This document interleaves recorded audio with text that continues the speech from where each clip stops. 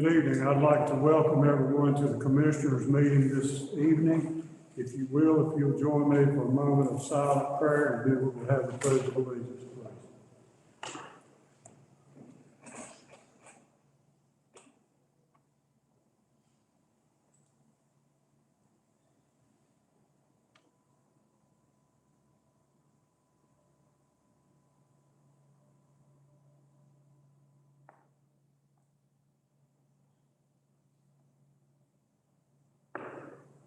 Amen.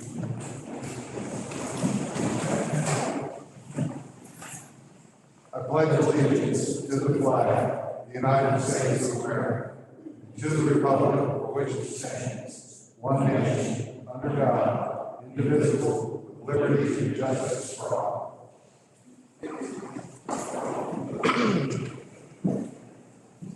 We'll proceed to public comments at this time.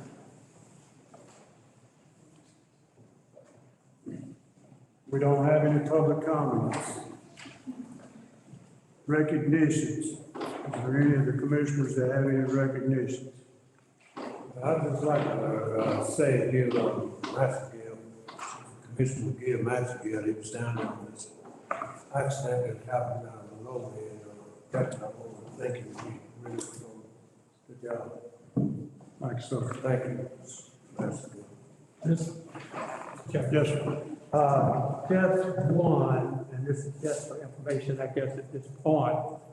I attended the North Carolina Association of County Commissioners conference this past weekend, and on the final night agenda, they had a list of commissioners that had passed over the years, and a list that had passed during the year that were sitting commissioners, and they had omitted Commissioner Bill Carter's name.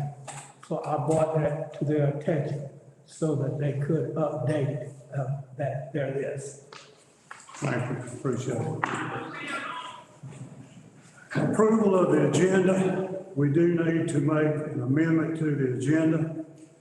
In number 11, we want to drop the acquisition of the lot, and we're going to add the proclamation. I need a motion to approve. So moved, Mr. Chairman. Second. We have a motion and a second for approval of the agenda. All those in favor, roll call voting. Mr. Dickerson? Aye. Mr. Howell? Aye. Mr. Jeffries? Aye. Mr. Owen? Aye. Mr. Ostrager? Aye. Mr. Massagill? Aye. Mr. Banks? Aye. Motion carries. Approval of the consent agenda. Second. We have a motion and a second to approve this consent agenda. All those in favor, roll call voting. Mr. Dickerson? Aye. Mr. Howell? Aye. Mr. Jeffries? Aye. Mr. Owen? Aye. Mr. Ostrager? Aye. Mr. Massagill? Aye. Mr. Banks? Aye. Motion carries. Moving on to interlocal water agreement. Mr. Miller.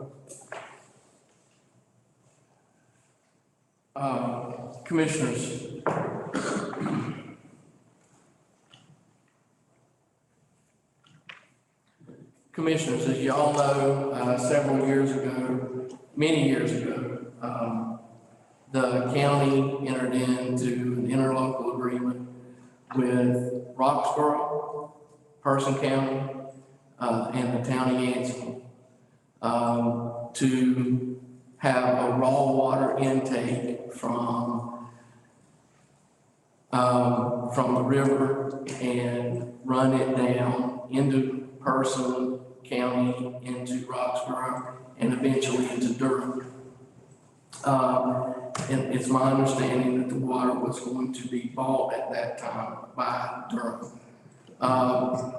The U.S. Army Corps of Engineers has requested a meeting this week to discuss the raw water intake. They've received evidently some money, or they have some money available to initiate the studies that are needed to complete the raw water intake. And they've asked for all parties involved in the interlocal agreement to participate in a joint phone call to talk about the raw water intake and about the study that may be performed. So I'm just updating the board at this point in time that there is that discussion scheduled actually for tomorrow. And if the board wants to instruct me to do one or another things, I'll be happy to do those things.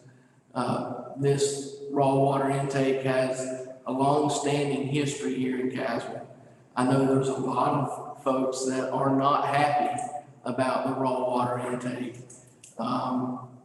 So I received this information last week. I wanted to update the board. I think I sent the entire board a copy of the email that was sent to me, just to keep the Board of Commissioners up to date on the issue. That's what I know about the subject right now. I'm happy to answer any questions you may have. Mr. Miller, that's before my tenure on the board.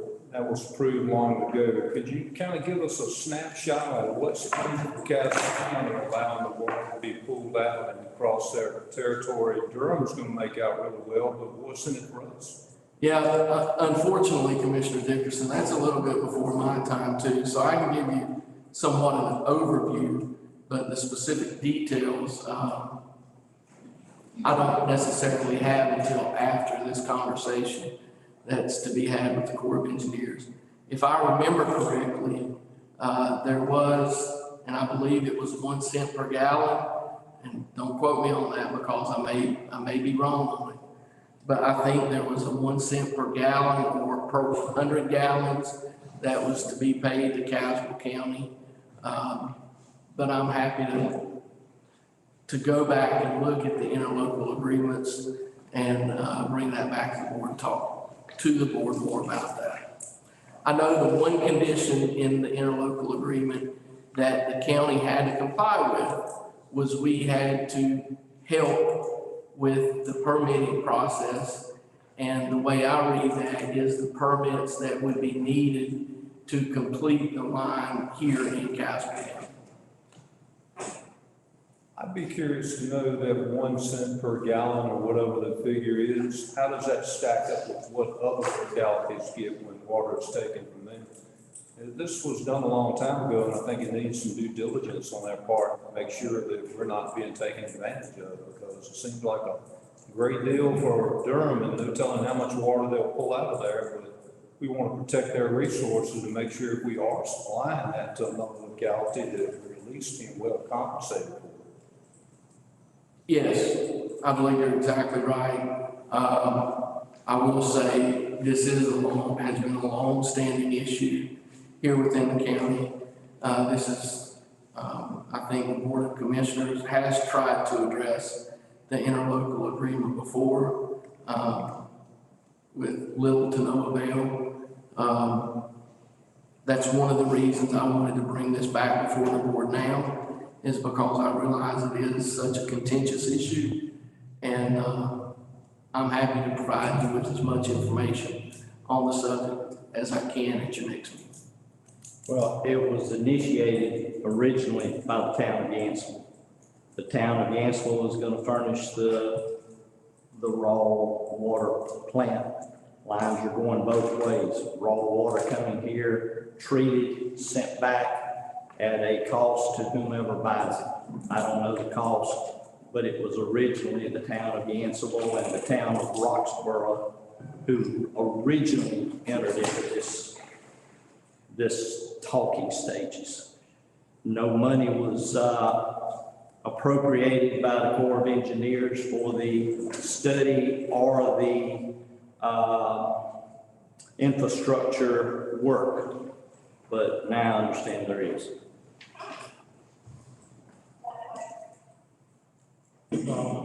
I assume then that at that time, the issue of moving water from one watershed to another had been addressed. I think that's one of the things that the Corps of Engineers study that they're proposing now will probably come to light at that point in time. I think this is the first study that, outside the local governments that has been conducted on this. So, I'm sure those items will be discussed. I'm happy to bring that up during our meeting if you'd like me to. Well, I would hope so. I was trying to find the term. The term is interbasin transfers. And that's been a contentious problem ever since I've been on board. If you could you find a copy of that interlocal agreement that was signed years ago and let us take a look at it? Yes, I can. Ms. Miller is bringing me a copy of that right now. I'm happy to provide this copy to the board a little bit later on tonight. Okay. Mr. Chairman, yes, sir, County Manager, I think I was in a meeting once, and I think George Ward, Chairman, I think he signed an agreement to let the water go. I think Ward signed that agreement. If I'm not mistaken, I'm not sure, but it's been a long time.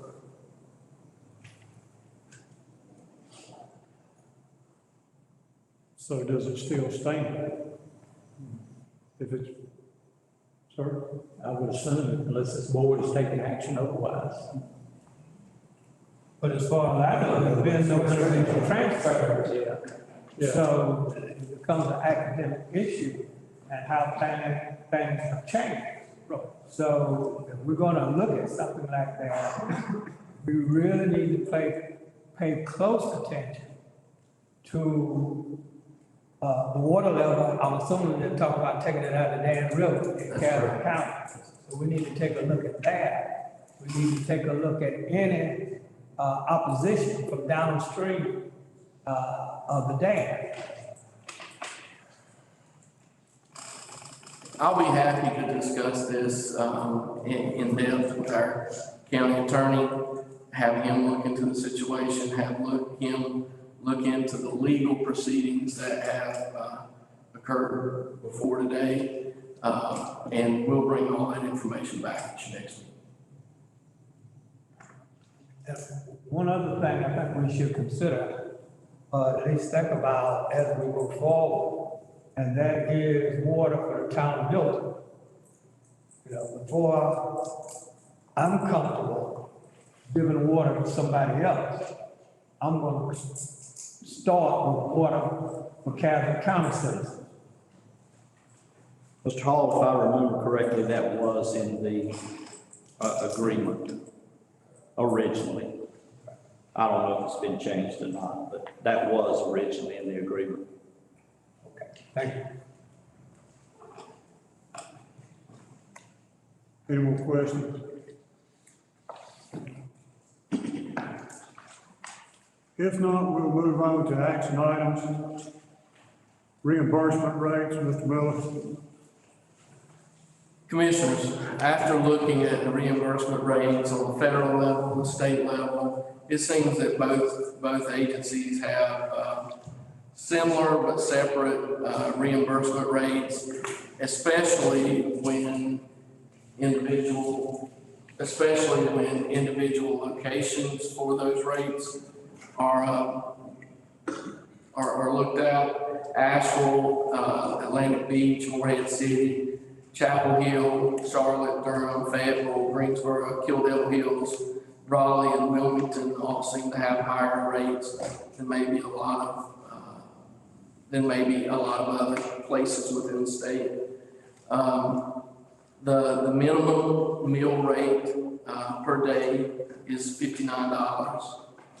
You add these other locations in, and you take an average. The average is $66 a day for per diem rates for meals. So that's the information I have. I can tell you that most of the conferences and most of the traveling that county employees do are to places like Asheville, Atlantic Beach, Chapel Hill, Charlotte, Durham, Raleigh, and Wilmington. Most of the conferences that I've been aware of have fell in one of those jurisdictions over the last 4 or 5 years. And probably rightly so, because those are the jurisdictions that are large enough to handle large conferences of 400 to 500 people, like you saw at the NCACC conference this past weekend. So having said that, I do believe $66 a day is a reasonable, fair per diem meal rate. I'm happy to answer any questions you have. Your recommendation was what? $66, that's the average. If you take those numbers, you average them together, that's the average per day meal rate, per diem rate, for meals. What was the state? Sorry, I don't have it in front of me. The state was, it was different. I think, it was about $39 to $49 per day. And the reason being, they had that same structure built in to where, different locations had different rates. I think setting a standard rate for county employees and county staff would be much more reasonable than us picking the per diem rate based on the location.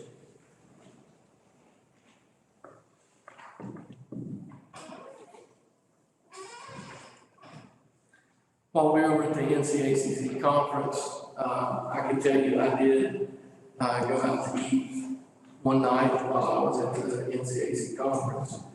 The meal for 2 people was $75.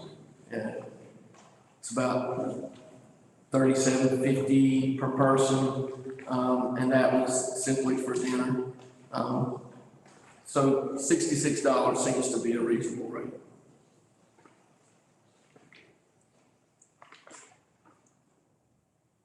Any questions? What's the pleasure of the board? Any discussion? Mr. Chairman, I make a motion to accept the county manager's recommendation of $66 per diem. I'll second. We have a motion and a second on the floor. Is there any more discussion? If not, we'll do roll call voting. Mr. Dixon? No. Mr. Howell? Aye. Mr. Jeffries? Aye. Mr. Owen? Aye. Mr. Ostrander? Aye. Mr. Massengill? Aye. Mr. Bay? Aye. Motion carries. APRA 501c3 grant applications. Commissioners, as you know, last year in the county's budget, we had $100,000 available for 501c3s to apply for, and they received up to $10,000 per application for their 501c3 nonprofit organization. We also had $100,000 in small business grants available.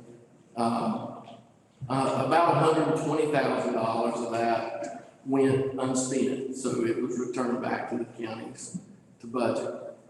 We received 2 grant applications during July. One from a food cooperative, one from the Boy Scout Camp Reservation. We do have a presentation from the local Foods Council. They're here tonight to tell you a little bit about their grant application, and I think they have a PowerPoint that they'd like to go through.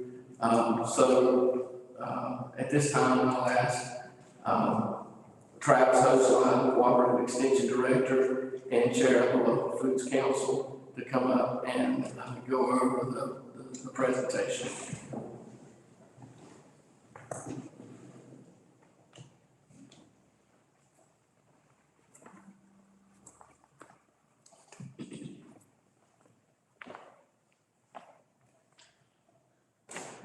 Good evening, Commissioners. I'm Travis Hosley, Cooperative Extension Director, and actually the acting chair for the Caswell County Food Council here in Caswell County.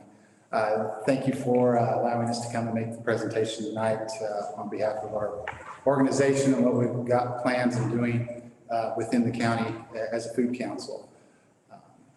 I'll kind of give first I'm going to give a little brief history of what we've got going on, what has gone on with the Food Council here in the county to get you updated. And then Austin Meadows is going to come up, another board member that he has a presentation that he put together for our board for a program that he wants to implement here in Caswell County to address some food security issues. And that's part of our request for the funds that we have. You know, if we look back on the organization in 2015, it was formed here in Caswell County, basically to support the farmers market here in the county. And a bunch of people came together and formed the council, and then in 2016, they received their nonprofit status and formally became some formal organization with the board of directors and guiding that. Through 2018, they expanded their new mission into some nutrition education and started the community luncheons that were there and functioned every second Wednesday, I think, up until 2020. And then they maintained it and maintained the farmers market through the COVID lockdown. It was some challenging times for them. They did get some funding from other sources to help support the farmers market through. In 2021, the previous board decided they were going to step down and wanted to reorganize. So there was opportunity for some people to step up, and we had some new reorganization of the board. And with that, on the board currently, I myself, seeing that we have a good 501c3 in the county that we need to preserve and kind of keep working on some local food issues with what we've got going on in the extension office, decided to take part in that, along with a couple other people from the previous board got back on and got re-engaged, and then we had some new members join. Austin Meadows, Pastor Meadows is one of them to help with some food security. After we reorganized, we kind of sat down and did some strategic planning as an organization, what we wanted to accomplish here in Caswell County. We came up with 3 strategic priorities for the organization. First was and foremost is we want to keep and maintain the Caswell County Farmers Market. That has been the first and foremost priority for us in 2021. And we've done a fairly good job. We have found some funds to do that. And it's been fairly successful this summer. We've been ranging about 100 to 120, some upwards to 150 community members coming in. Being out there myself, we've got about a third of that is steady, constant, every week type people. About the rest of that, 2/3 of that sometimes is new people stopping through. So we've maintained that and kept it going. We're looking at this fall to go in and really look at the farmers market's future, where we want to have it, try to find a more permanent location, and possibly start looking to do some fundraising for a permanent structure. We all as a board agree that it probably needs to stay here in Yanceyville somewhere for the central location and the location that it's at on 86. So we're looking at that as moving forward to do some work around that this fall. Had some really good, we've got about 25 to 30 vendors that are coming in and out during the weeks. We got about 15 that are constant vendors, local Caswell farmers and producers that are making products and selling it, local products at the market every week. So it's been a success, and we're hoping to move forward. We've seen a little downtick in some of the market data that we've seen, but it's holding steady, and we're encouraged about moving forward and growing it for next year. The second part of our priority was restart the nutritional program. We want to, this fall and through the winter, start looking at revamping the nutritional and the monthly meals, and get our office and our FCS agent involved and do a lot more nutritional education, and possibly look at moving the community meals around the county to other locations, and highlighting other communities with that as we move it around the county. We'll start planning on that here this fall. And then the last one is develop and strengthen the local food system. And this is the one that is kind of some emerging things in our county as well as the state. On a national level, we're seeing a lot of local food policy initiatives coming out of the USDA, and a lot of local food council support coming out of some grants programs and others. So it's exciting that we've got a project like this that we can start, but we have some other things in our repertoire that we want to try to maybe bring in and expand and strengthen the food economy here. I'll let Austin, he's going to give an overview of his project he submitted to us called the Community Food Co-op. And that's the bulk of our request that we're asking for tonight, is to help fund his project after his first initial pilot project that he's got going for the first 6 months.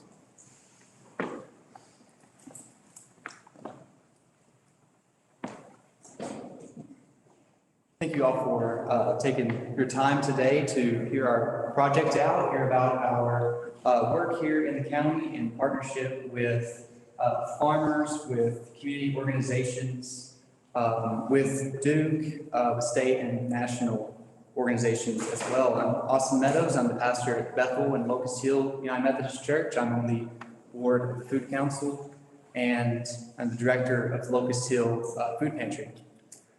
So the project being presented today with the Food Council, again, is called the Community Food Co-op. This is an approach looking at food insecurity holistically, looking at it not just as putting food in bellies, but also addressing the root issues of that food insecurity, along with community involvement and engagement with that.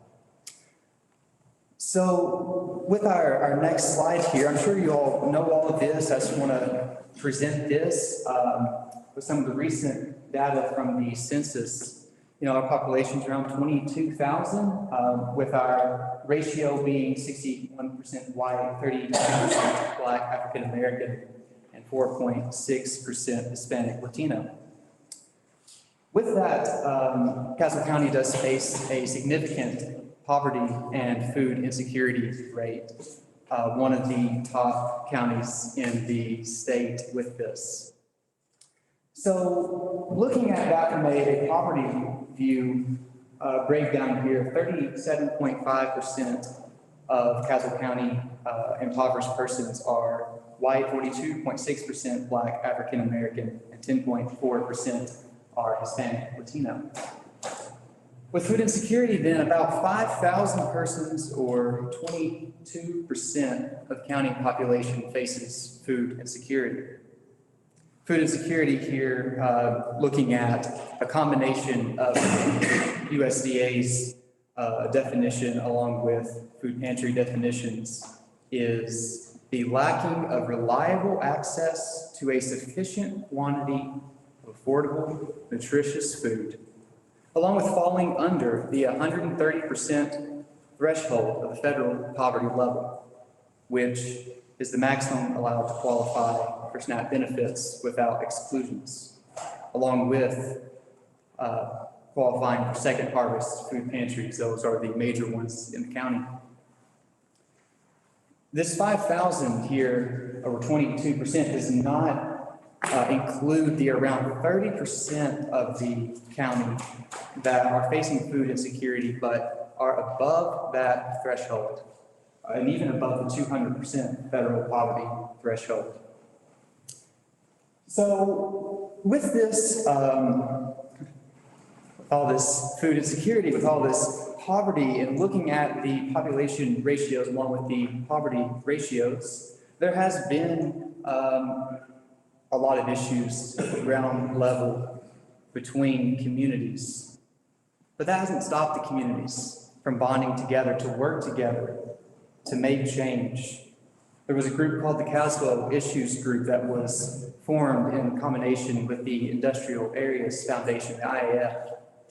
And this group worked together to speak with several of you all, with the planning board, with the county manager, and with state representatives to help push for the rural broadband grants and the great grants from the state. So the community here in Caswell County is willing to work together on this at a ground level. There's just a lack of access to resources that are needed to do this. So with this issue then, there are things happening. There is movement for access to these resources. The county government involvement, those numbers are a little out of date. I was looking at the budget today that you all approved for 2022, 2023. So looking at that budget, then you all have given 16,500 for food insecurity, with 1,500 for local food council, along with 15,000 for the parish. If that $16,500 was given equal amounts to those 5,000 food insecure persons, that would be $3.30 a year. If you go to your local food line and get a single serving salad, it's going to cost you about $4. So with that then, there are food pantries trying to assist, trying to bridge this gap of resources. Right now, we have 4 food pantries in the county. 3 of those run on a once per month basis, and 1 on a twice weekly basis with Castle Parish. But families usually only qualify for once a month. And we feed about 1,800 of the 5,000 persons.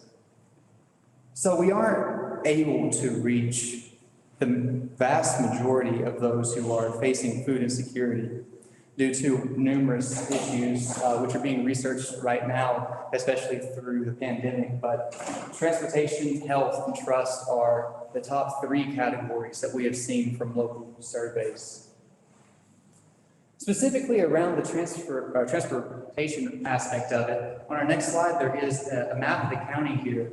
The red spots, those are the food pantries, in addition to Milton with High Street Baptist Church, who is able to give a little bit to the elderly in their area.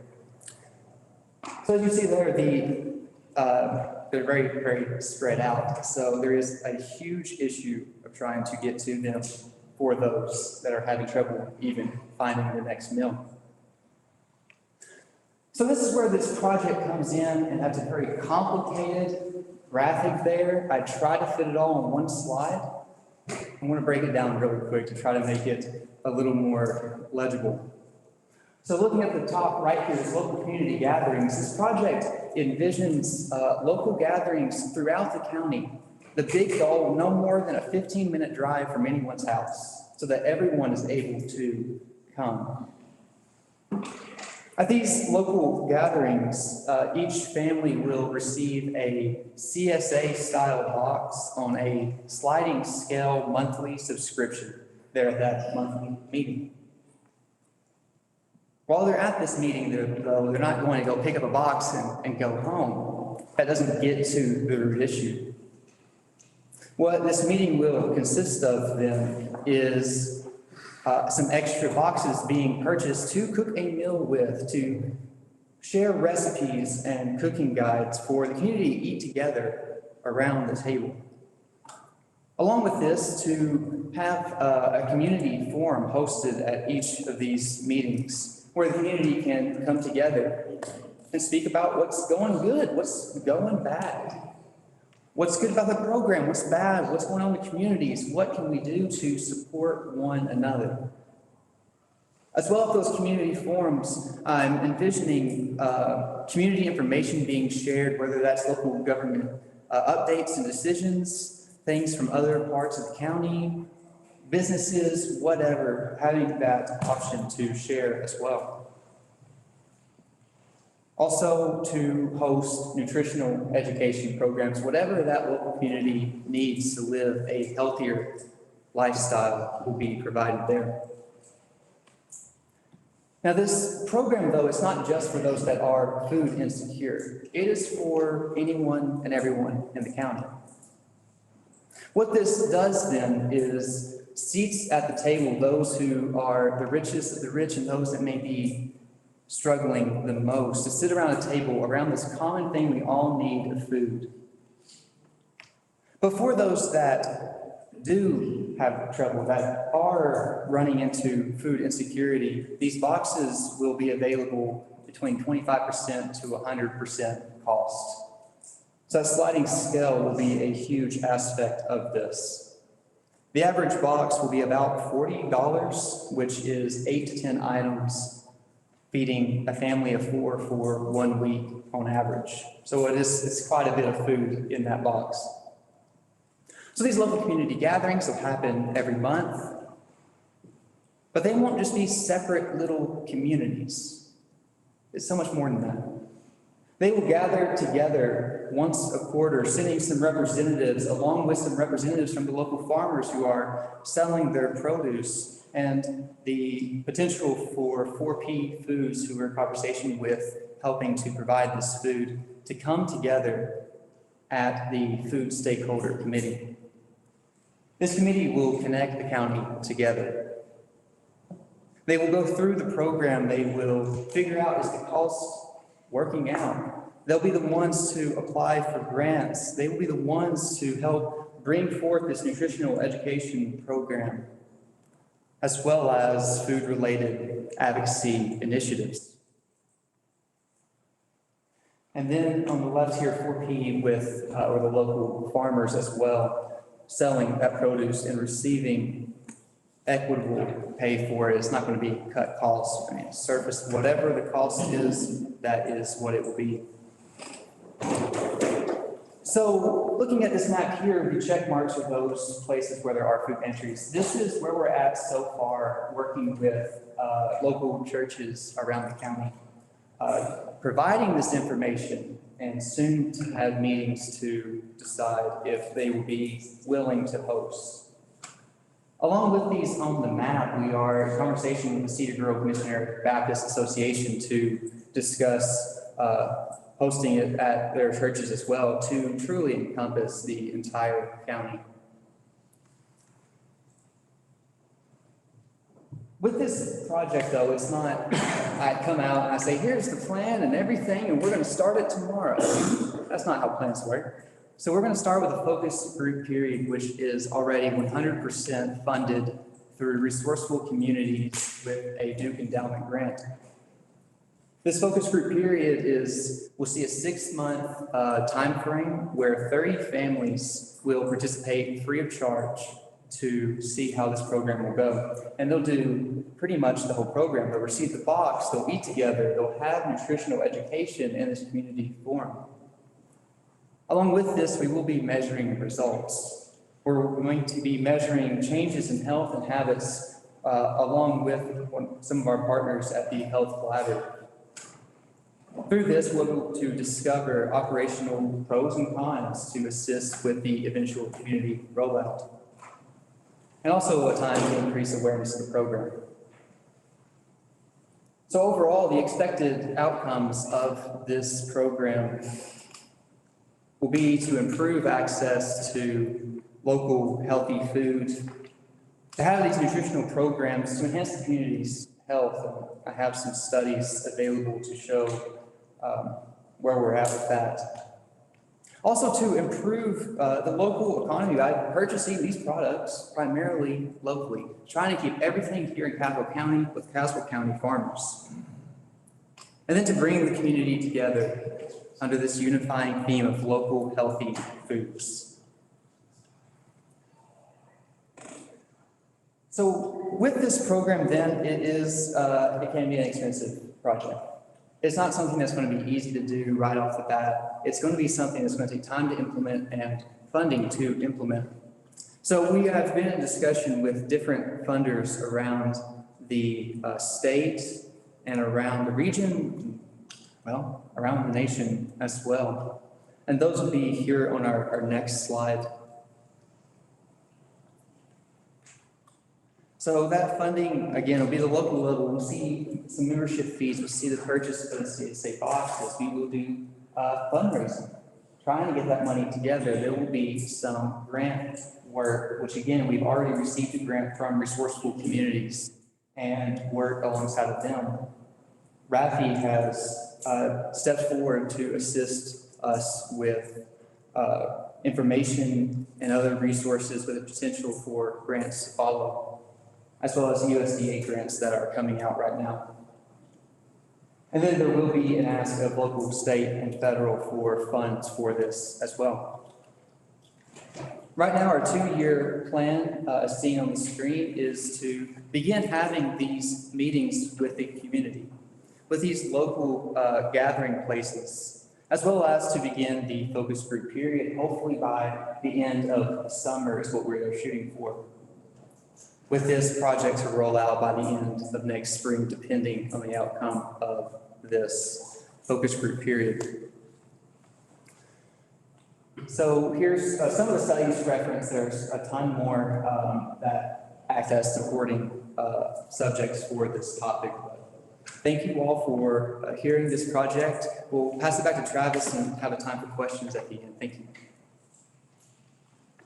So Austin put this project together as part of his education and seminary school, and did a ton of work on researching the county and food security in the county over the pandemic. And he brought it to us as a board member. We feel strongly about the community aspect of it. All the board members do, and we really want to put effort into finding funding for this to implement it in the next 2 years and keep it going throughout. Up on the screen right now is kind of just a breakdown of what we kind of feel we're going to need as a board, that we're going to try to go after some funding over the next couple of years to get this implemented in the county. If you look there, we definitely need to get advertising out, and it's not a cost. It's not to do some in the local newspaper, and some of the, we'll use the social media and other things as well, but we put some advertising costs in there. We are planning on doing some block grants with our local food pantries to help them kind of get through this tough time and start developing some relationships with food pantries and start developing some organization and developing a network for food security as we start moving forward with some of the work we're doing. And then we also want to do some block grants with our producers. We are asking some of our producers to grow and work with 4P and start growing maybe some possible different products and different crops for them to. 4P is, if you're not familiar with them, they're going to possibly be the operator of the food hub when it opens at sea. So we're starting to make some correlations and connections with 4P and our local producers. Our office is working with them at the extension office quite a bit, and getting them in touch with some producers that are wanting to kind of expand their vegetable and produce production in the county. And we're seeing a lot more new people coming in and purchasing land in the county, looking at doing some of the local food production entities and businesses here in the county. We tend to have 1 to 2 individuals a week come into our office and ask for some advice and help, and we're working with them and developing some plans on them implementing some businesses to go into the local food production. Then, the bulk of the cost is going to be our sliding scale. We're going to have that, and then we also put in some community engagement. When we have these meetings, we want to bring in some people to do it.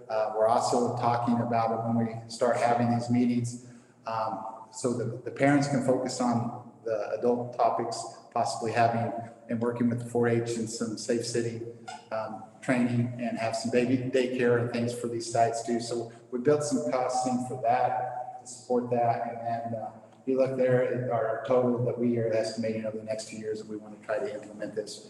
And as Austin said, we've got some other grant opportunities we're going to look at trying to go after too. Any support that the commissioners would like to give to us would be greatly appreciated and help us as a founding partner moving forward as we apply for other grant opportunities within. I'll open it up for any questions you might have for us, or concerns, or anything you'd like to visit with us about. Any questions? Yes, Go ahead. 2 questions. Yes. I'm sorry I didn't take good notes, but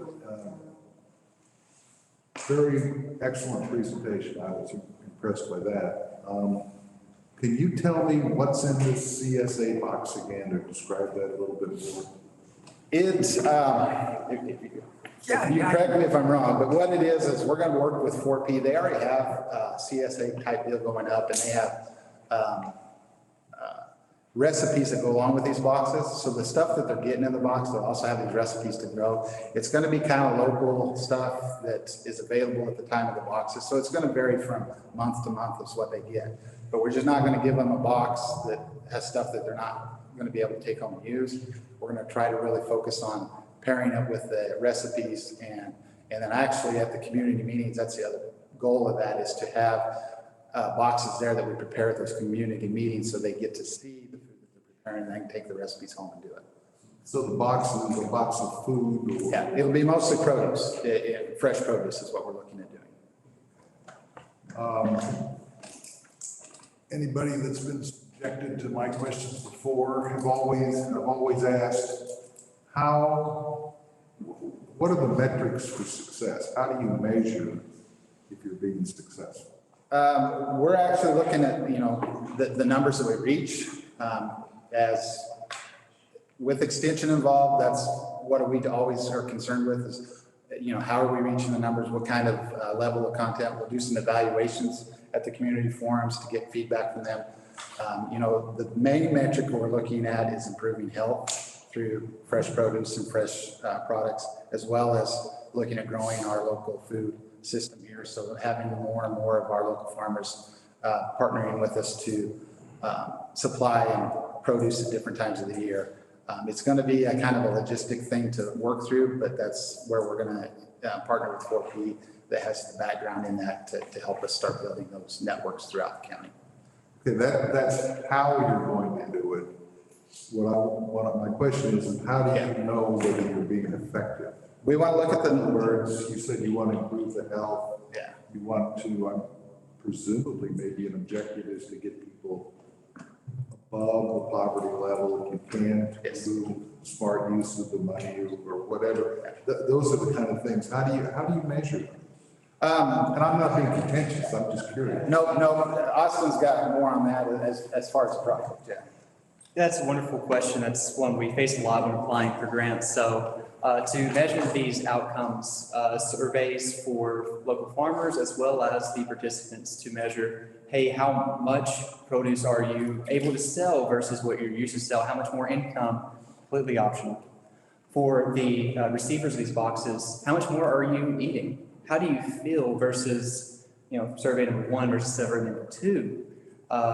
We're going to also measure that on the logistical scale with poundage per box, total boxes, total poundage, total number of families present at each community gathering, as well as to partner with the Health Collaborative to bring out their mobile health van to do free health screenings for those who are participating, and have that offered every 6 months, every year, whatever that partnership plays out to be, so that we can see with permission for those that are willing, if there are any measurable health outcomes which have been shown in other studies across the world.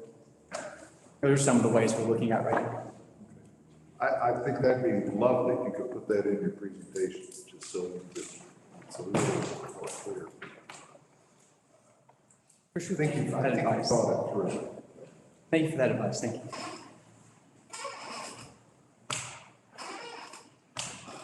Any questions? I have one. Yes, sir. Say that you're primarily targeting produce. How will that affect you in the winter? What will your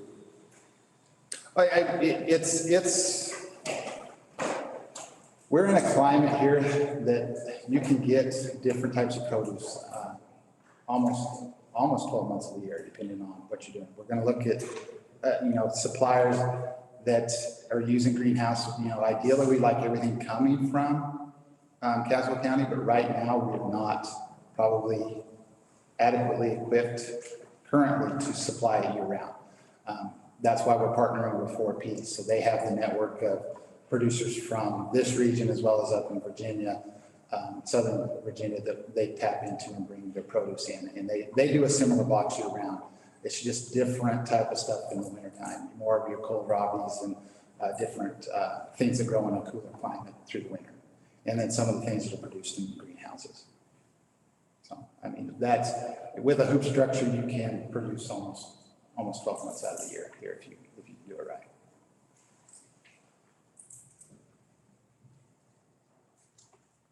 Any more questions? Commissioner, I will weigh in and just say that the local, or the most recent CCBOC conference that Commissioner Hall and I both attended, along with a couple other members of staff, that food insecurity was one of the topics that was addressed at the NCAC conference. So it's not just a local issue. It's a statewide issue as well. And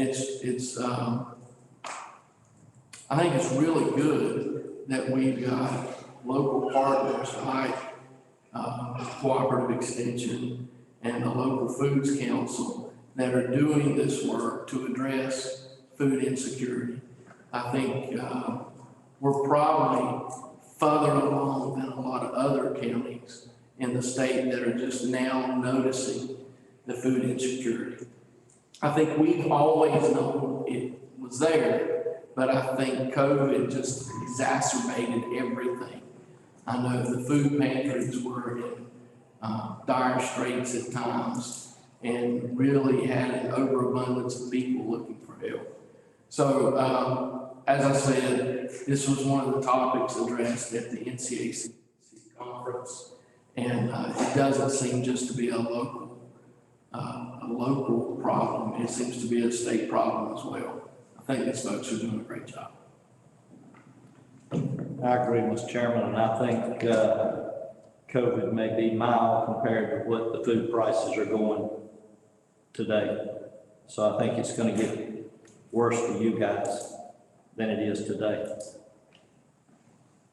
So, Not really a question, but you mentioned about moving the market, I believe. Yeah. So you may be looking for a permanent place. We are. We would like to find something more permanent with a structure, and what that looks like, we don't know. If that's next year, 5 years out, we don't know. We're going to start those conversations. Yeah. Well, I really would like, although I know there's no area here right downtown, but I sure would love to see a farmer's market on a Saturday here in Yancey to bring people into the town. We have Castle Mercantile, we have the Arts Council, we have the museum that they have tried to open on Saturdays, and I think I don't know if they're still doing it some, but you know, you're only going to get a handful of people. But if we had events that brought people downtown, I think we might see some economic development even right here in the town that would help, because you got to have people for that to happen. So That's exactly. that's just my thought, because I know a lot of times I go to if I travel. It's a conversation we have constantly with the Food Council. We would like to move to a Saturday or a different day just because of that, because we feel we can get more participation. But historically, a lot of the vendors have been involved in other markets on Saturday, bigger markets that bring more people in. We're starting to see a little trend, so there might be an opening for us to move to a different day. I just know a lot of times in traveling on the weekend, going to a town, and the big draw is a farmer's market, which includes way more than food, of course. But I know it's a big draw for the community. So. Yeah. So we're really trying to bridge that gap between the vendors that we do have that are constant and the community's needs. And we've even discussed in detail this fall when we took over, changing the times and maybe going later in the evening. We had some really heated discussions on that, but we decided to stay with it and do a little more data collection on numbers that we were getting and when we were getting them and that type of stuff. So I do have one question. I noticed in the application, the $20,000 to support the CSA program to expand participation. Exactly, if you can just share with me what that money is going to go towards to expand the program. It's going to go expand. Most of that's going to go to the support of the boxes. Our goal is to get to 100 families after the first initial 30 in the pilot program. We'd like to get 30 to start the pilot program for the first 6 months, and then after that, expand and go more locations around the county and get to 100 and try to get, at 100 every year if we can, and start building out those locations that we're needing. So the majority of the funds we're asking for is to go and help financial support for that sliding scale of CSA.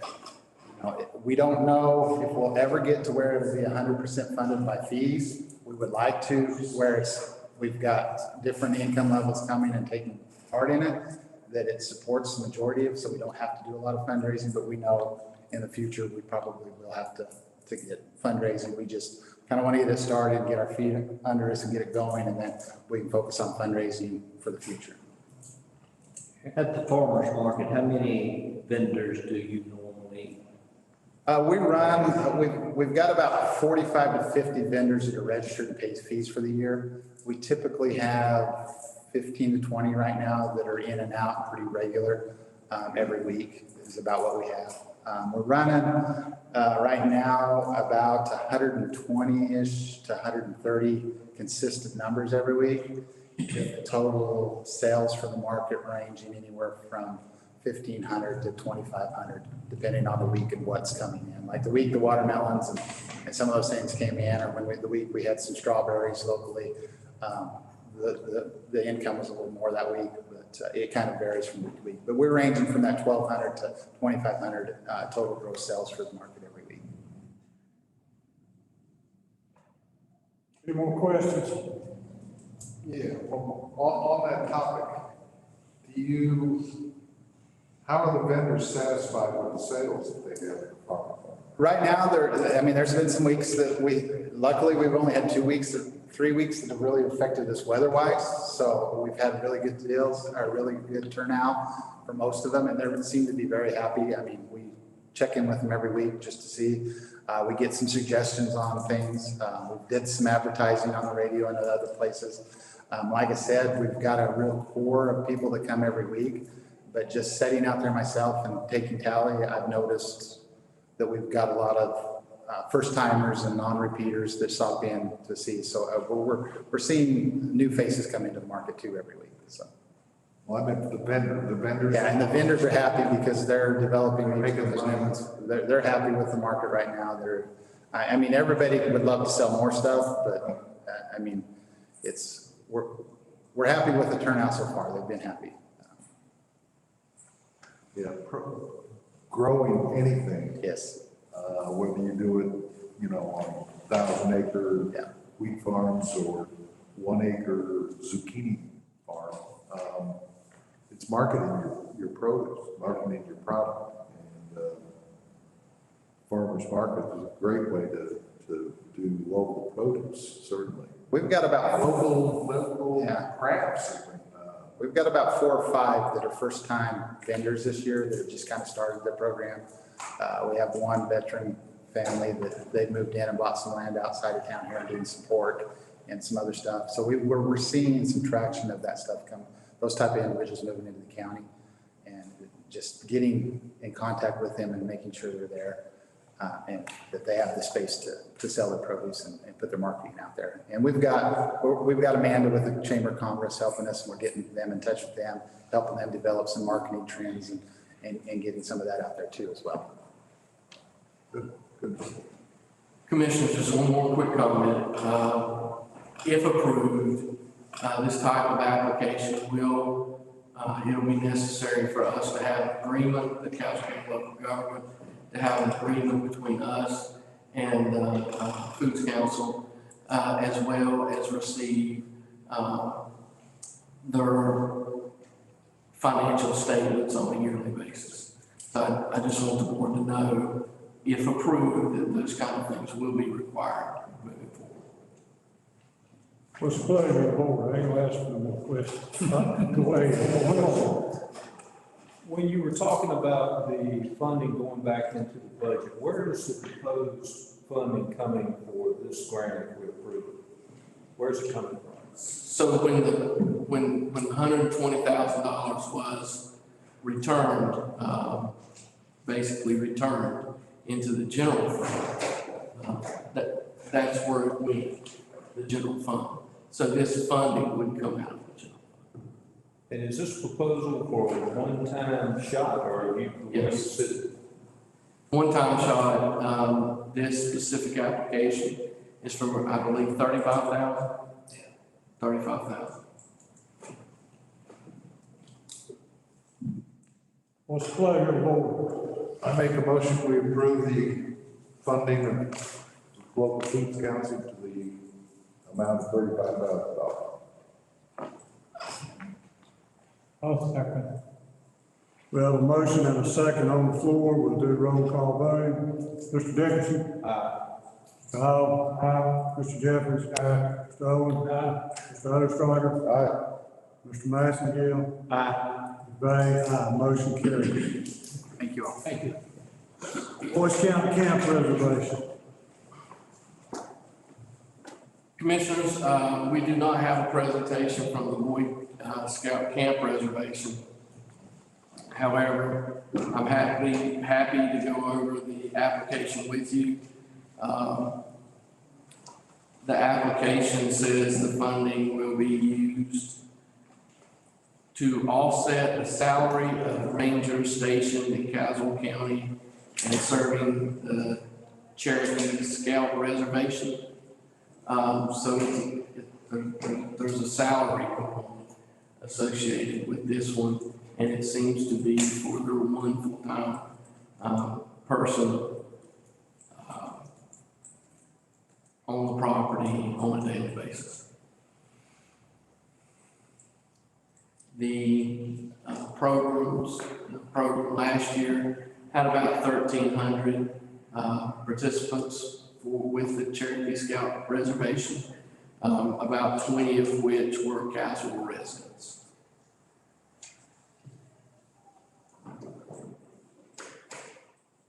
And is that requested fund 10,000? That's correct.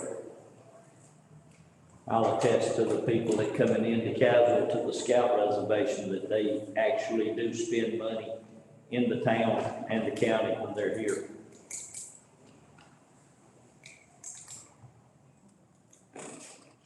Any questions? Any more questions?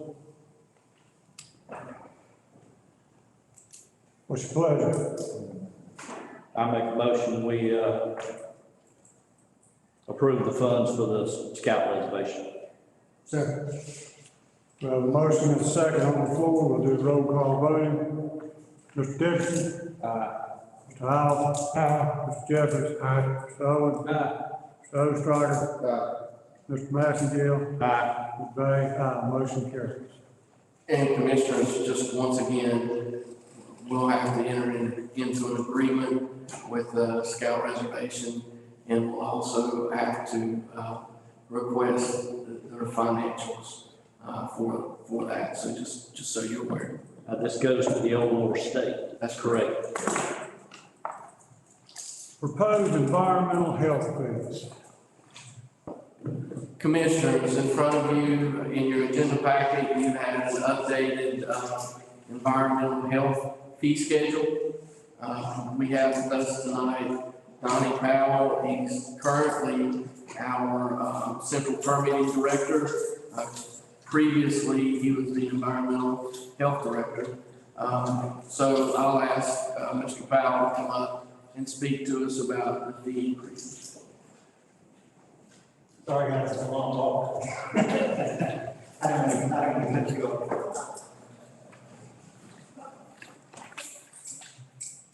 Good evening, commissioners.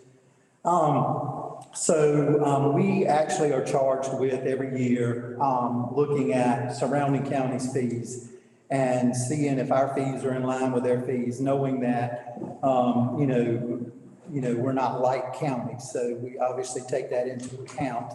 So we have not had a fee increase in environmental health for a few years now. I can't tell you exactly, but probably about 5. So what we've done is you'll see a comparison of Rockingham, Alamance, Orange, and Person counties. And on the very end over here, you'll see an average of what they charge for the same fees that we charge for. So we're proposing an increase in the soil evaluation and site evaluation fee from $200 up to $250. The average is $330 surrounding counties. We're proposing a site revisit fee of $75. The average is $85 in surrounding counties. And if you go down the list, the changes are the authorization to construct, which is the actual septic permit where we design the layout of the system. And we're proposing that fee change also to $250 from $200. and then $350 for a pump system, and it is currently $300. The only other major change is for well permits.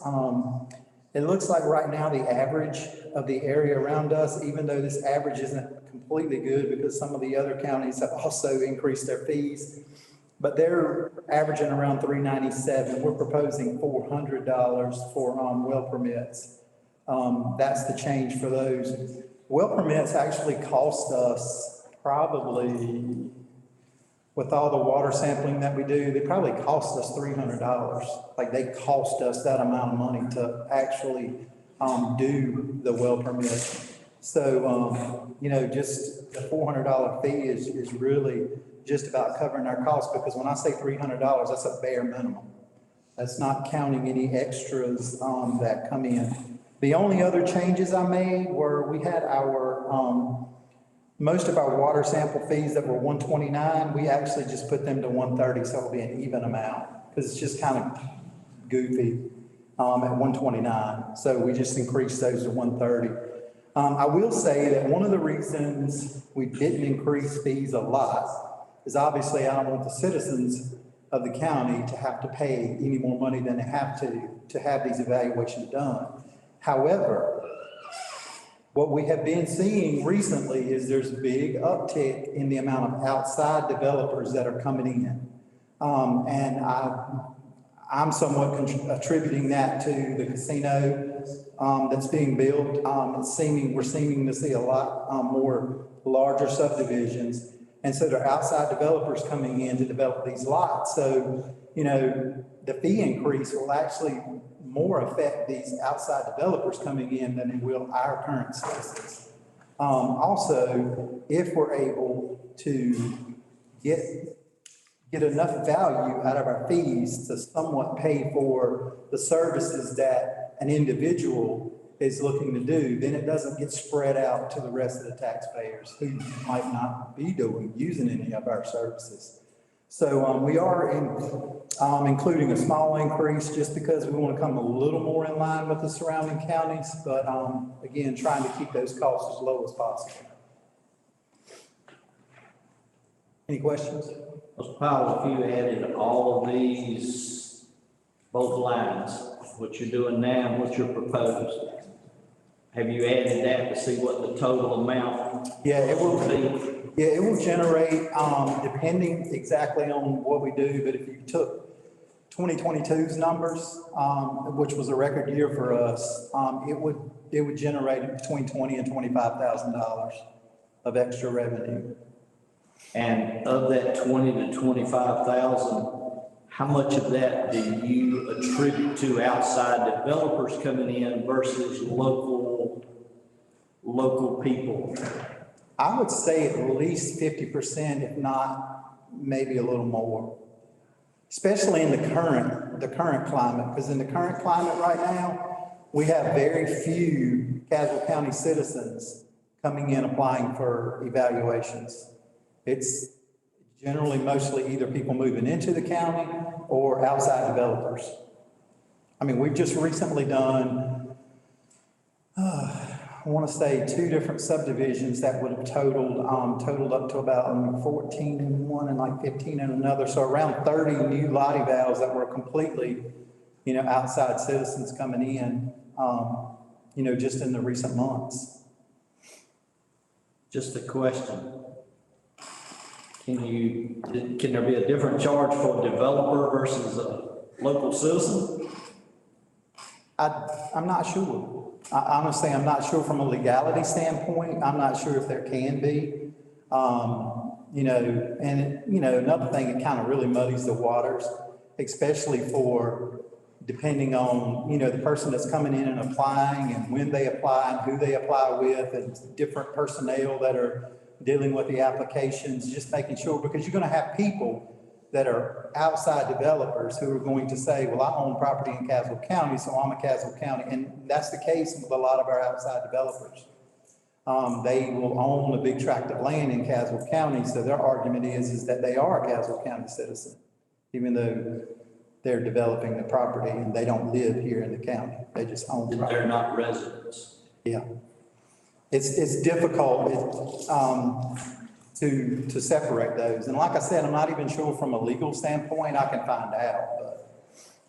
Commissioners, what I'll say about that is, I believe, in all fairness, that our tax department, when our tax department sends out the tax bills, each individual taxpayer has to pay their taxes at par, meaning there's no discounts given, there's no special treatment given, everybody has to pay the same rate, so on and so forth.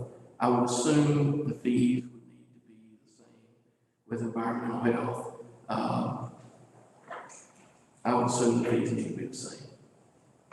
Just a thought.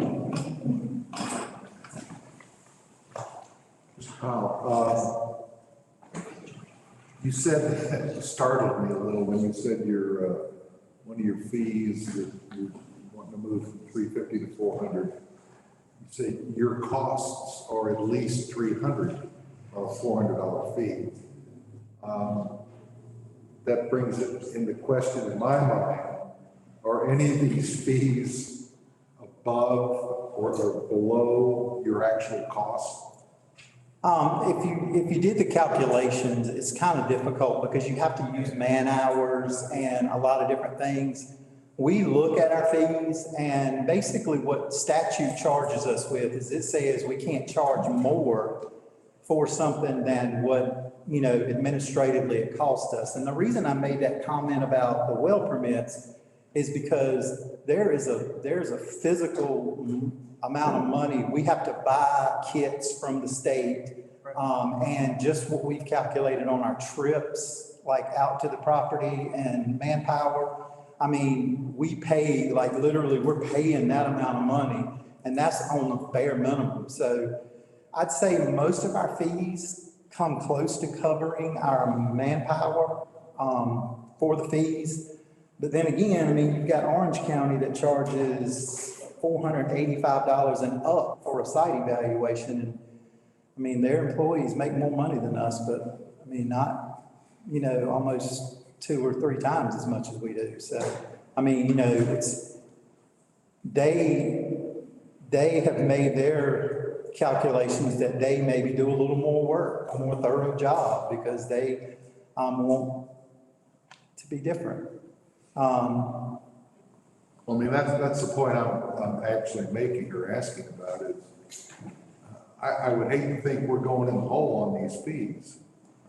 I don't think we are. It really is a balancing act, though, between what can we charge and still be a service to the community. And that's the reason why, I mean, when I propose a fee, like going to 250, that's literally what I think we can do it for.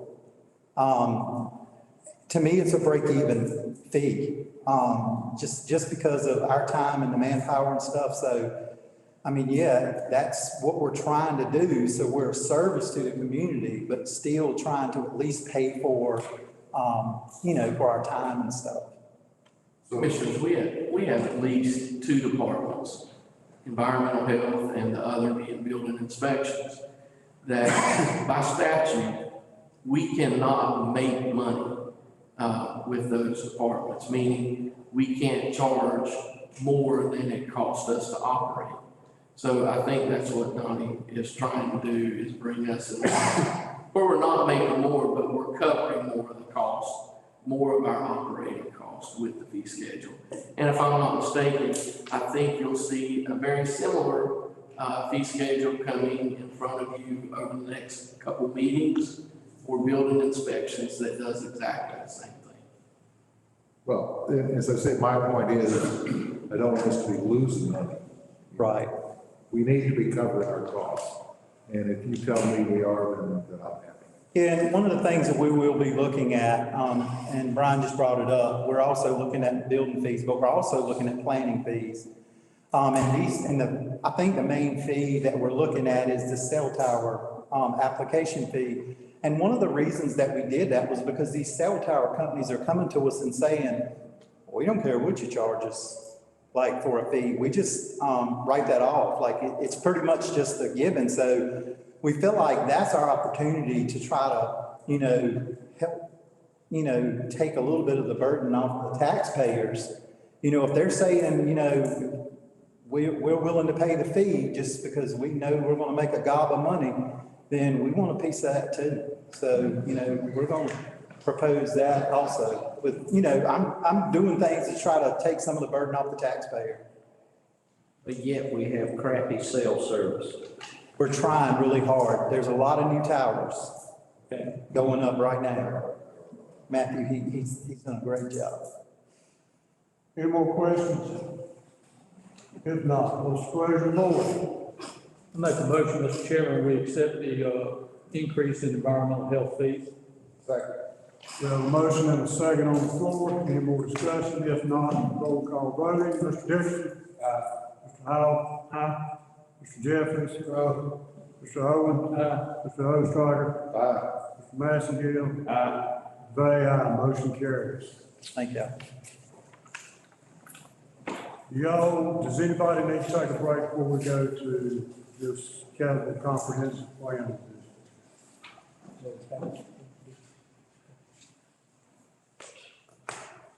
Yeah, Don't you have the proclamation? we added the proclamation, that's next. Does anybody need to take a break before we do that? If, Do the proclamation, then take the break. all right, let's do the proclamation, and we'll take a break. Commissioners, you have the following proclamation at your seat.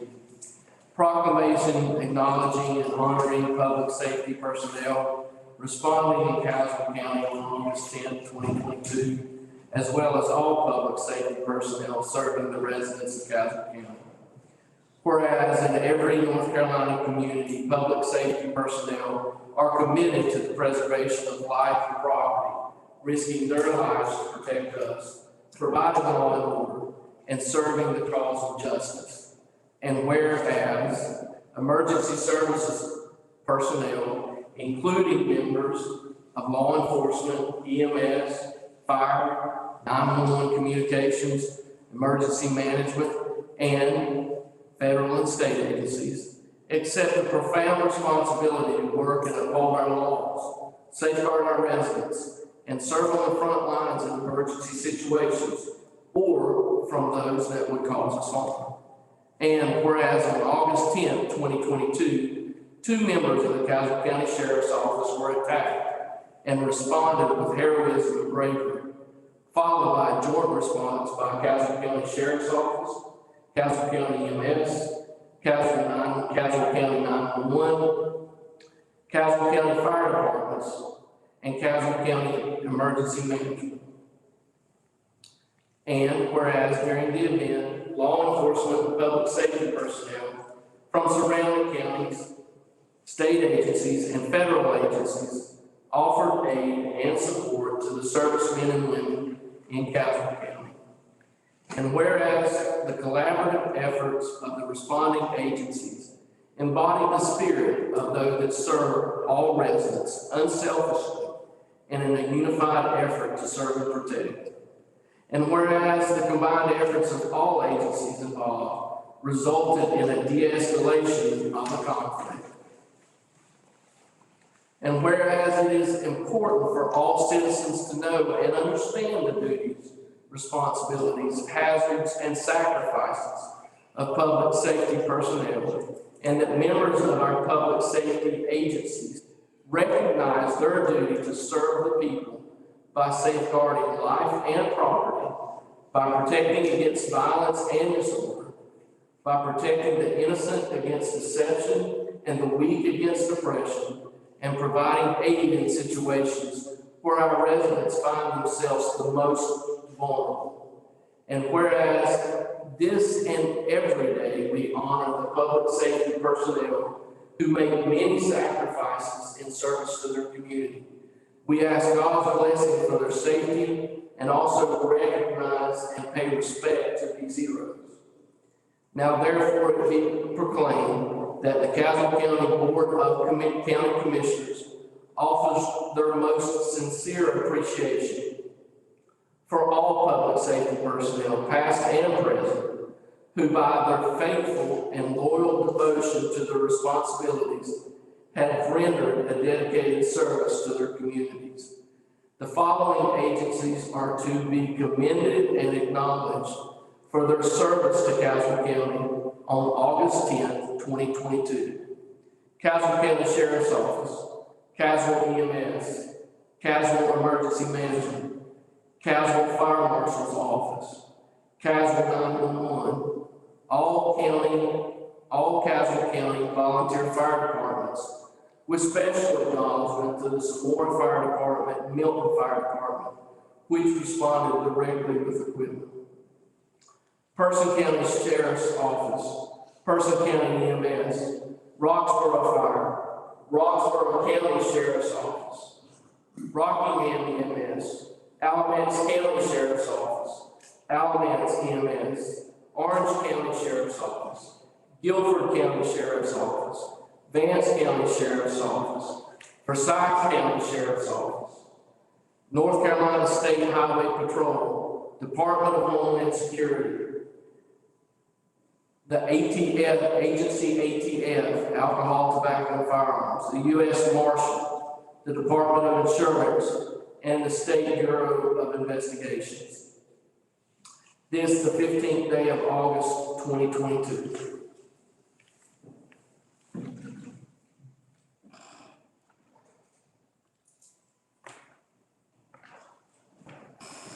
I move that we accept the proclamation. A motion and a second. We'll do roll call voting. Mr. Dixon? Mr. Hall? Mr. Jeffries? Mr. Howard? Mr. Hochstarter? Mr. Massengale? Mr. Bay, aye. Motion carries. Mr. Chairman, may I make one comment before we? There was money spent for the Viper 800 radio system for Caswell County. Had that money not been appropriated, and had that money not been spent, and had we not already gotten some of the radios, Caswell, you just read the list of all the agencies there. Caswell County would have had no connection, no communications from any of the other agencies. When we got on the scene, we did not want the perpetrator to have a scanner and hear what was going on the outside. Our 911 people and the Roxborough group asked for and received 3 private channels that are on the 800 system, 3 state event channels. We received the permission to use those, and they were used, and everybody was able to communicate with everybody. I can't tell you how much I appreciate Mr. Miller helping us with this, the commissioners voting to do that. That in itself could have been a life-saving remedy to something that happened. And again, I just want to thank everybody for that. Mr. Chairman, I want to add to that. I want to thank, of course, Commissioner Massengale for the vision of fire safety and safety of all of our public safety personnel with these radios. But I think it speaks to the fact that, you know, we live in a rural county. If we're not careful, we become very complacent. And we think these things are happening elsewhere. And we see now the reality is that we're not exempt from any of these tragedies that are taking place across our nation. And it speaks to the fact that this board, as well as future boards, need to have a vision for the future. They need to be looking ahead and thinking about such as the 800 radios.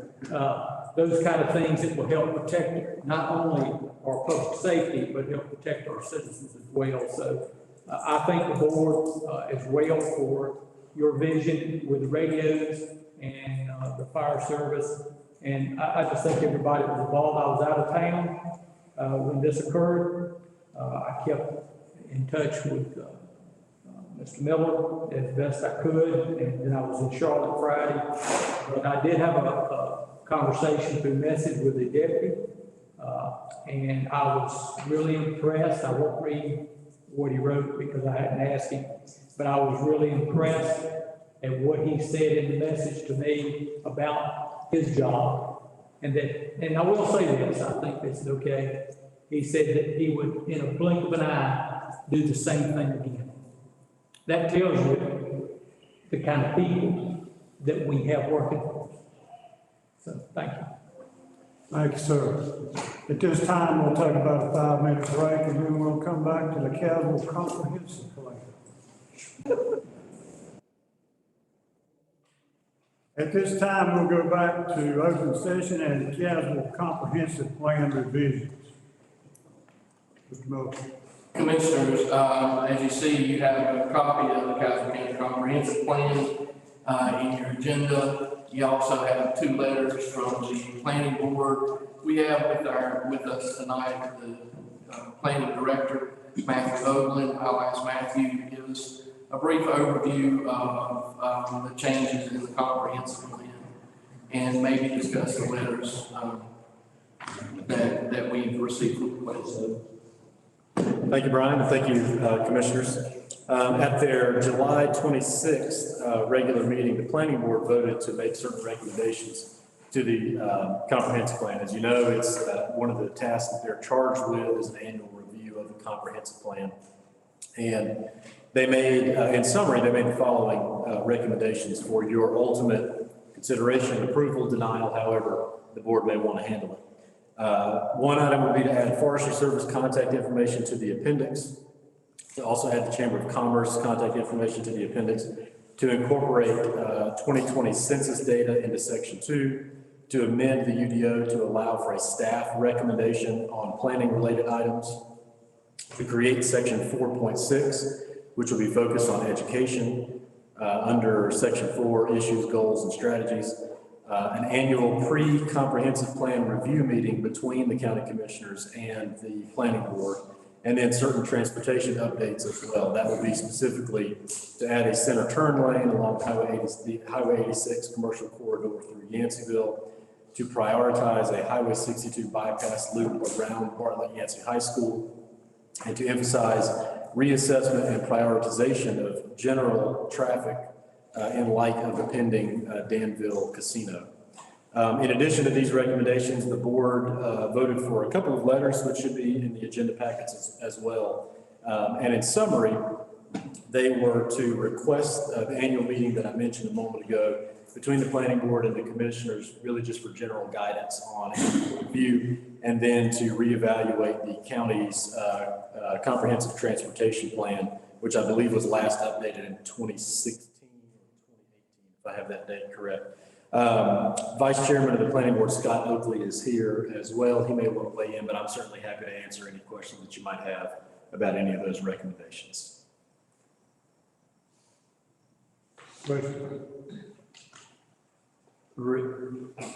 Talk to me again about the transportation plan, what you guys may have suggested. Yes, sir. Yeah, there were 3 specific items, and I believe they're on page 39 and 40 of the comprehensive plan. One would be a center lane down the entire stretch of 86 as you pass basically from the intersection of 158 and Main Street all the way to 158 on the northern end, if I understand that correctly. And then there was also a previous recommendation in the comprehensive transportation plan, which would have created a loop for 62 south and around Piedmont Community College and the high school, and then connected back in at the main intersection of 86, 158, and Main Street. One of the recommendations is to once again incorporate that loop. I believe it had been removed, but to once again incorporate that in there. And then just a general reassessment of all county transportation issues in light of the fact that the pending casino development is set to open in 2024.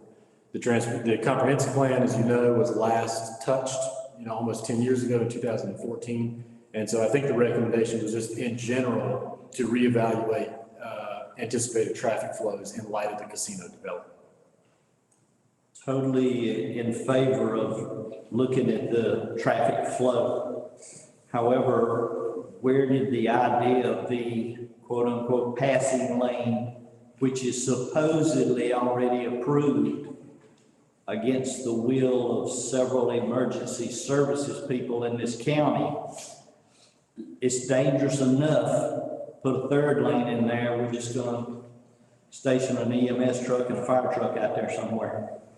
Who came up with that thought process? That may be, if I said passing lane, I may have spoken in error, a turn lane along Highway 86, and that was, if I remember correctly, Mr. Scott,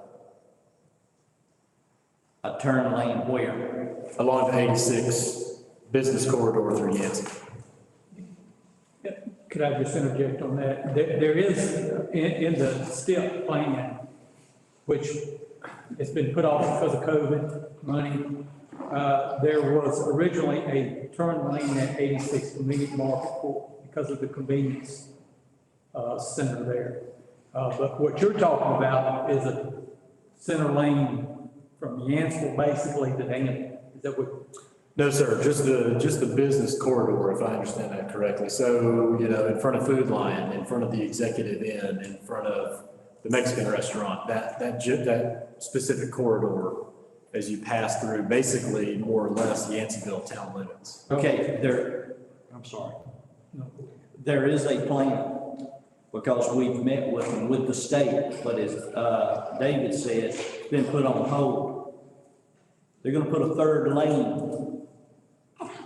Their first project is from Park Springs to the Virginia line with a middle lane.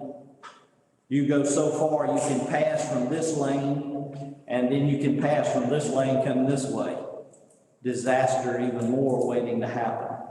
Then they're gonna finish it from the Park Springs Road to the stoplight.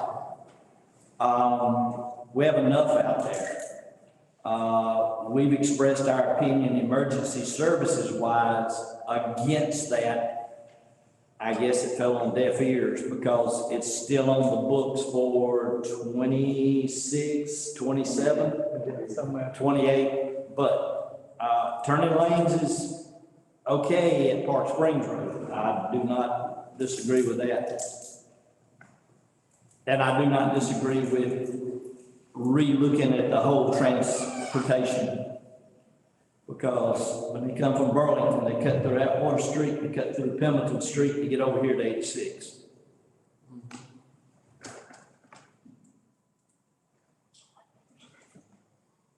Mr. Hawkins, Yes, sir. how much input was obtained by the planning board for revisions or updating? How much input in general? You mean outside of the planning board? Outside of one brief discussion by Emily Buchanan, PCC, and by Amanda Hodges of the Chamber of Commerce.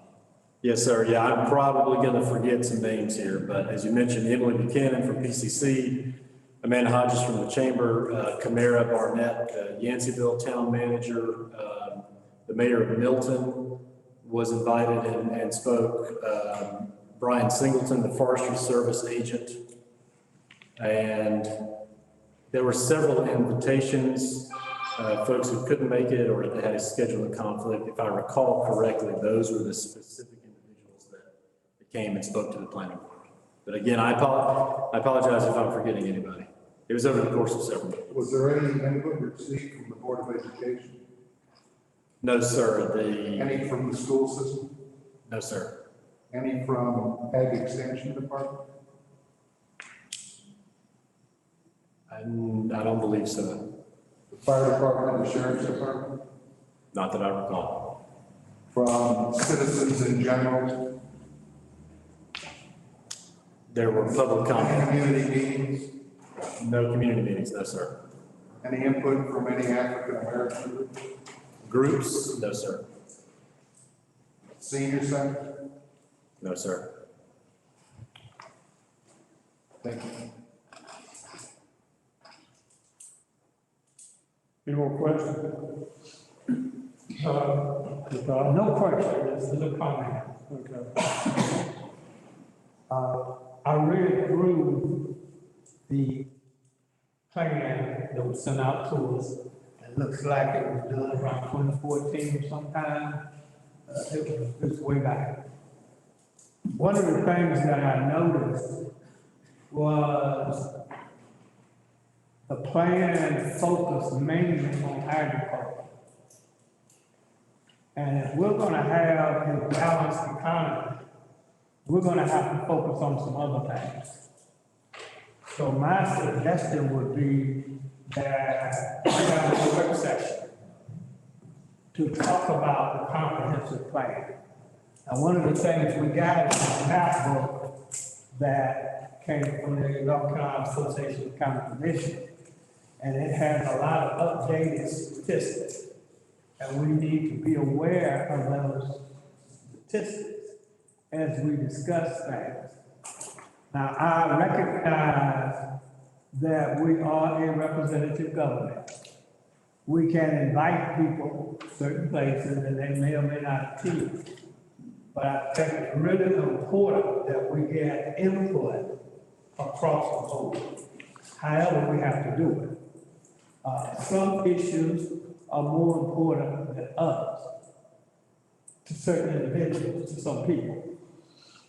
But we need to hear that. So, and that's why I would suggest that we have a work session. We can get it out, we can invite people, and even during that work session, we can have public comments. But we need, I think, take time to really look at it thoroughly. We kind of mentioned that one of the roles of the planning board was to look at this annually. I think the board should look at it annually also, because things change. There's a lot of new creative things that can be done if we put our minds to it. And I think we should at least give it a shot. Mr. Hall, I agree with you 100%. I was kind of amazed and astonished that the planning board did not meet with the commissioners on a ever how many times basis. It's a must in my opinion. And if both boards, they're probably the two most important boards in this county. If they're not both on the same page, we're never going to advance it. Now, I'm not a nerd, but I read that thing completely through and was amazed at how much things have changed, but things have stayed the same. If I had not seen the date, I would have thought it was 2021 with that older 2014, other than a decline even more in the population. So I agree with you 100%, Mr. Hall. That's the way I felt also. I just couldn't express it like you did. Any more comments? If not, would you like to instruct the county manager to set up a joint meeting with the planning board and for us to take a look at this thing? A workshop? I would. Everybody in agreement with that? All right, Mr. Manager, if you would set up and pick a date and time that both boards can get together to have a workshop and discuss this. Yes, Mr. Chairman. Thank you. Thank you. County manager's updates.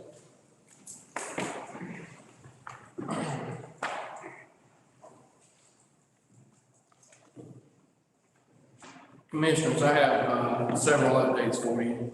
I want to start with, as anticipated, the governor did rescind the state of emergency today, which takes away authorization for the county to, or for commissioners at least, to participate in remote meetings.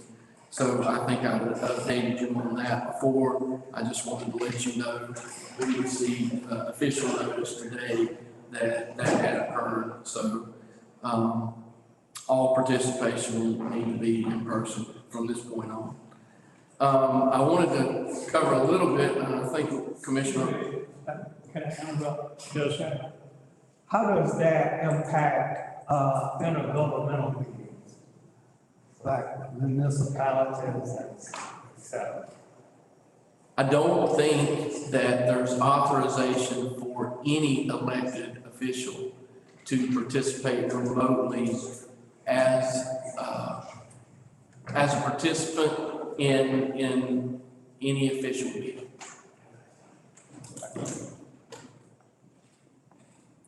So I wanted to, I think Commissioner Hall may talk about this a little bit too, but I did want to mention the NCACC conference. I want to mention a couple of things. We had several very interesting and fact-filled sessions.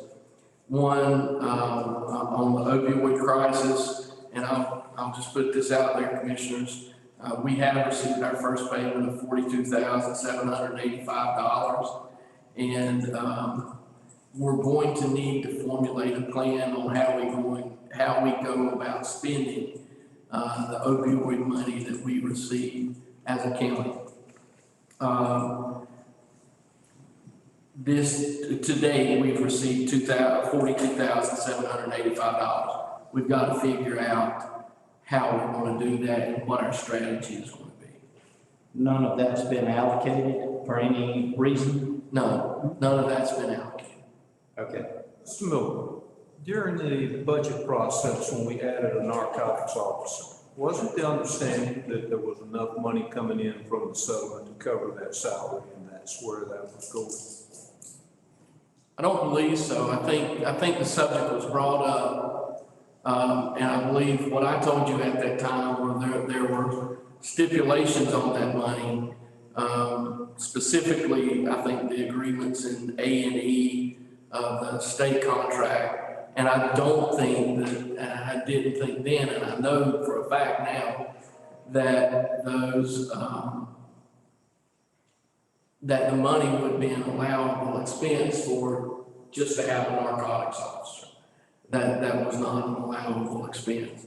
I believe I told the board that then, but I've since confirmed that. So that is not the case. We cannot use it for a narcotics aid. Well, the understanding when we did that, and Mr. Massengill brought that into play when he's pointed out that roughly the amount of money coming in would cover the county's cost for having an officer. So what are we proposing here? Just saying that the money is going to be spent in another way and that officer's salary is going to be added to the taxpayer's burden? Or are we offering to take the money that will be coming in from the opioid settlement and paying other expenses that we would have had to pay to cover that salary? Well, I think how we go about spending that money is up to the board.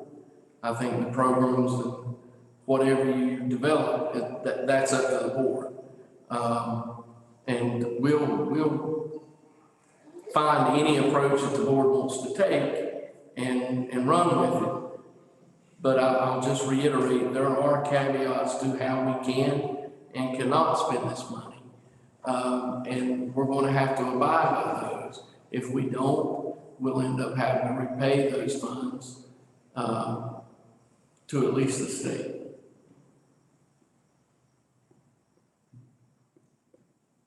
And I believe that's what I said during that budget session too, if I remember correctly. Yes, I did not have that on my list. The conference was very jam-packed, and there were a lot of sessions that contradicted each other. But I'll tell you that we had one lady in the general session that spoke about opioid crisis. And the idea I got from her and from some others was that maybe we should be looking more at treatment and 9 officers. I was really, I can't say impressed, I was really hurt that there were at least 4 or 5 commissioners at the conference, and one of them spoke, that had lost sons and daughters to opioid overdoses. So I think this is another issue as we start looking at the money we got and what we think we're gonna get, that we might want to consider another workshop. For some of the things suggested, $40,000 to $100,000 is not enough. But we need to do something. And I've heard informally that our EMS has their hands full dealing with overdoses. And so we need some type of holistic approach. We don't need to save a person's life today. They have to come back in a month and save them again. And the lady that spoke talked about that. And talked about ways, evidence-based approaches. And one of the things she said caught my attention, that this problem, there's no end. It's just always a journey. There's just no completion to it. And so we've got to look at some things, hopefully, that we can do to help our citizens along this journey to stay clean. Sorry. I think that's very well put, Commissioner Hall. That's exactly what I took from her speech as well. I did want to let the board know that emergency services protection also seems to be a big discussion within the state. We had a session on emergency services protection. We actually had two emergency services sessions. One was specifically on the protection of our emergency services personnel. I mentioned earlier food insecurity. We spoke about broadband and cybersecurity, which were all, once again, great sessions. They ran a lot of concurrent sessions. Luckily, I think we had several people there, so we were able to split up into different sessions and cover a good number of the topics covered.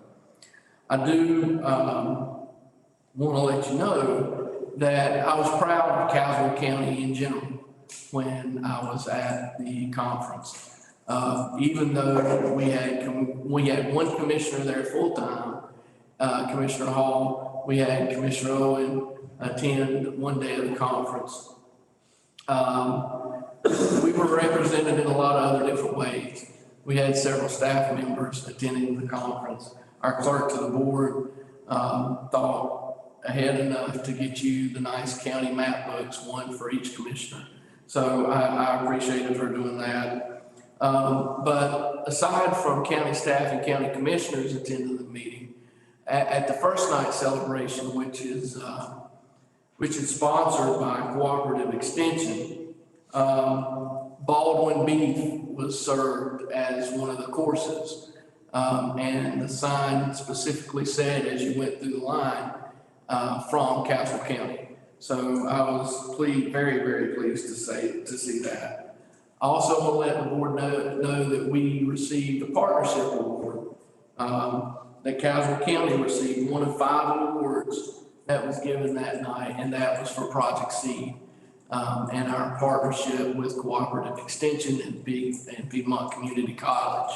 We received an award for that. The Director of Cooperative Extension, Dr. Matano, and I believe the Regional Director, Susan Kelly, they plan on coming, I believe, the first meeting in September to present the award to the board as a whole. So there were some very good highlights for us as Caswell County Commissioners, Caswell County staff, and Caswell County as a whole. I think we were very well represented. I wanted to say it was a good conference. I hope more commissioners can attend in the future. Are there any questions for me? Yes. I would like a printed out copy of the whole conversation that was had with the narcotics officer and the discussion about how it was going to be paid for. I don't know if I can find it in the email, but I would like to print it out so I have it for future reference when we start talking about it again. I feel like I've been the victim of a bait and switch because that was not my understanding at all, and I want to look at it. I'd appreciate it if you could find that for me. Sure, I'll be happy to do that. Mr. Manager, I think Mr. Hall had a pretty good idea. Maybe we need to set up and have a workshop on, and put our minds together, as he said, on this opioid money. So maybe you could go through and arrange for us to have a meeting for that, pick a time and a day. Also, if you could find out what some other municipalities and our counties are doing. Give us some ideas. Thank you, sir. Anything else? That's all unless you've got questions for me, Commissioners. Commissioner comments, Mr. Hall, you asked. Yes. Get my notes out, see if I can read them. I want to say, first of all, it was a fantastic conference. When I looked at the agenda, when we got it, I wasn't all that excited because the headline didn't seem to, well, it just didn't excite me. But when I started going and then talking to people, it was very good, and we had concurrent sessions, you just couldn't attend everything. So basically, I worked all day Thursday, all day Friday, and all day Saturday at this conference. I wanted to cover a few things that I think is kind of important. First of all, the legislative goals are due September 12th. We need to start working on them, and I think we need to have them ready by our next meeting. Now, one of the things we were told at the business session is don't get too carried away about some of the standard stuff, the internet, the unfunded mandates. We're gonna cover that. We, the association, is gonna cover those things. But things that are specific to Caswell County that we have an issue with, try to get that as a legislative goal. We've got excellent staff at the association. And they're on, I was gonna say on the hill, but they're in Raleigh, they're doing something down there all the time. So I hope we'll work on those, get them ready so that we'll have them by the next meeting. Then the legislative conference will be in November. And that's when the board of directors will vote on things. They're trying to get ahead of things this year as opposed to prior years so that by December, they'll know what they're working on and get it out to the legislators. Mr. Hall, could I just interrupt you just a minute? Sure. And I agree with you. I think we need to get those goals. And I wonder if we shouldn't have those goals sent to our clerk so they'll be included in the meeting packet, so we'll see them beforehand and may take care of some of the discussion during the meeting. Personally, I think that's great because to try to handle as much as we need to do by the next meeting, we really would want to see them. And if we get them early enough, maybe she can send them to us before the agenda pack goes out. Okay. The association has developed a new strategic member services division. And what they've done is they have engaged newly graduated master's degree young folks, I'll say, to work with the counties on any issues or most any issues that the county would want or need assistance with. So as we work on things, our goals in having these work sessions, if we can use some help from the association, we need to contact them and they'll send somebody out to come.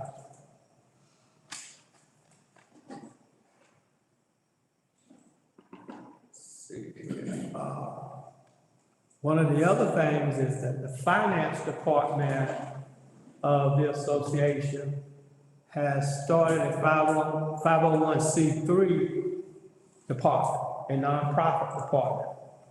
And they're doing that so that they can apply for funds either on behalf of the counties or for all counties and distribute it to the counties.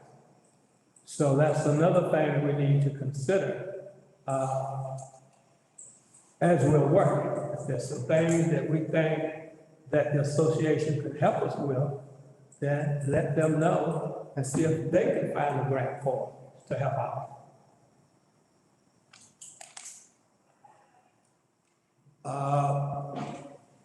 Attorney General Josh Stein was there, and the Treasurer Dale Falwell, I think that's his name, Falwell. And the Treasurer reported that North Carolina is one of 13 states that have a AAA bond rating.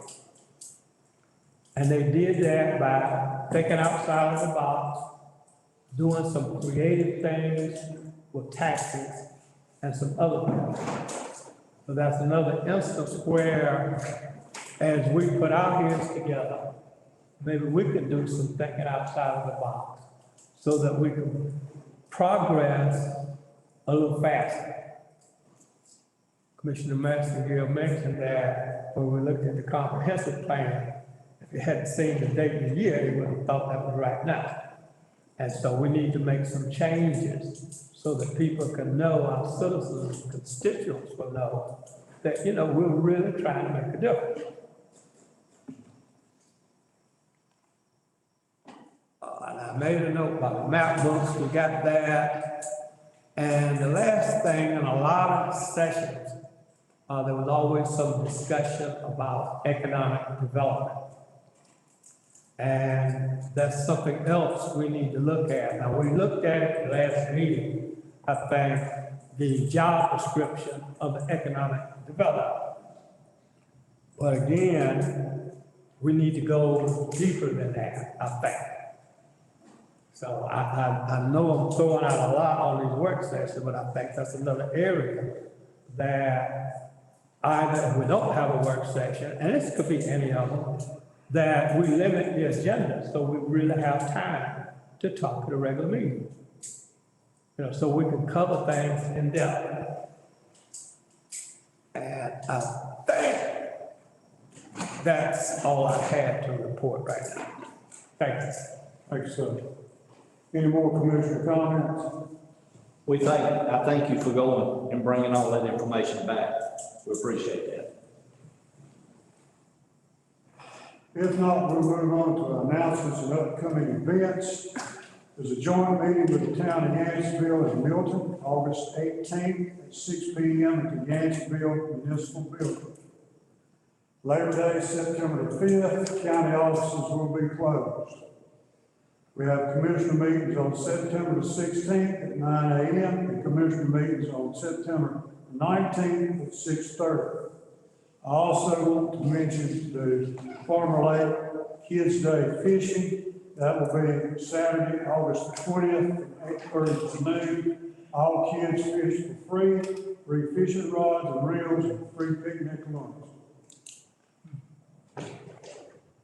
That's all that I have for the. Isn't there a back to school thing?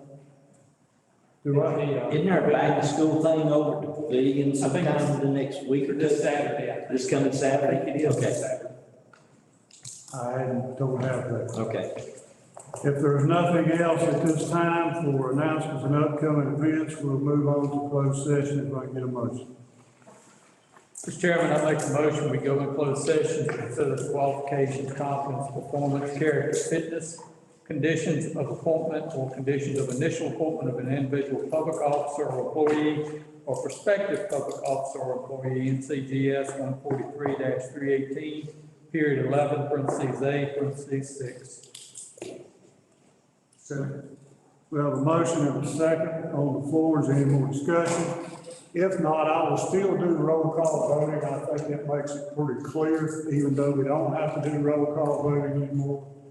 So I will keep doing it. Mr. Dickinson? Mr. Howell? Mr. Jeffries? Mr. Owen? Mr. Hodestriker?